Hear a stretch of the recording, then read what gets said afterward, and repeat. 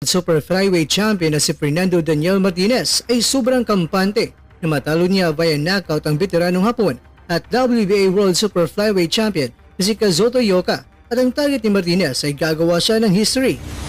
Shane Mosley nagbigay na ng prediksyon kung magharap ang kapwa mga kampiyon na si Gervonta Davis at si Vasily Lomachenko.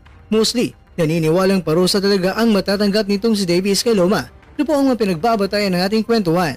Kaya tara, kwentuhan na!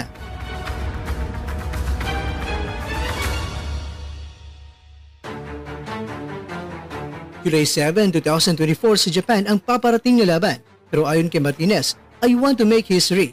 Ganito na lang ang naging pranggang pahayag ni Martinez sa paparating na Unification World Title Fight sa pamamagitan nila sa Hapon na si Ioka. Ayon kay Martinez, deserve ng bansang Argentina na magkaroon ng Unified World Champion, kaya nga ang team nila ay mas tinutukan ngayon ang paparating na laban, at sa ngayon mga